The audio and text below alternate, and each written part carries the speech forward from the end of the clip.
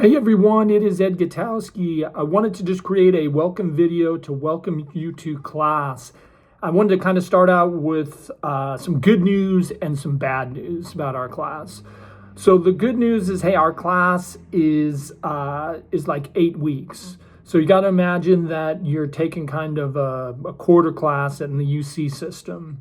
The bad news is our class tends to go really, really quickly. We never really meet in person. Our class is going to meet all online, and all of the assignments except for the Monday check-ins are due on Sunday. So you basically have the full week to complete all the classwork and course assignments.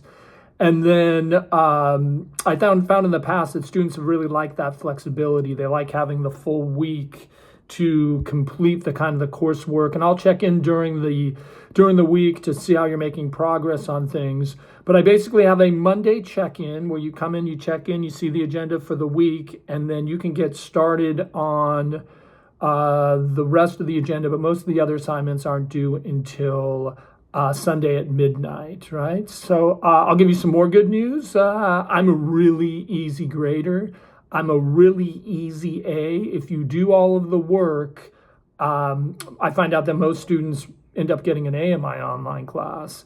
The bad news is you do need to do all of the work. If students who don't do all of the work then tend to start to get a B.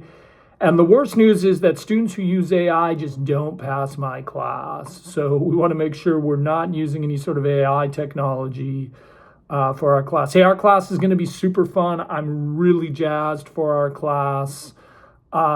English, our English 300 is a class that really focuses on rhetoric and argument. So we'll start our class, looking really quickly at rhetoric and argument. I'm going to talk about some of the books in class. If I refer to the class as English 300 1A, they're changing the course numbers in the fall, so it's college composition. So sorry if I didn't get the name of the class right. Let me talk about the books. First book we're going to use is Into the Wild. This is a great book. Students really like this book. There's kind of a mystery behind this story.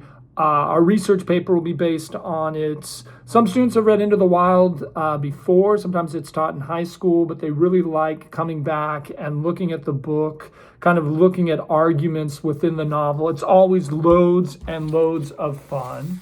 We'll start with Into the Wild, and then the second book we're going to look at is the book called The Hate U Give. We'll end class with this. This book is pretty controversial. It'll look at issues that deal with kind of race and racism in America. The reason I use the book is students really like the topic that the book deals with. I get great papers, and so we'll end class with that. I've got also our trusty St. Martin's Handbook. This is the book you'll want to get pretty quickly. You're going to want to make sure you get the St. Martin's Handbook because I will use it. I use some of the grammar exercises in there. So it's important that you do buy it. And it's a book that'll really help us understand rhetoric and argument. And then the last book we're going to use is the Siegel Reader Essays.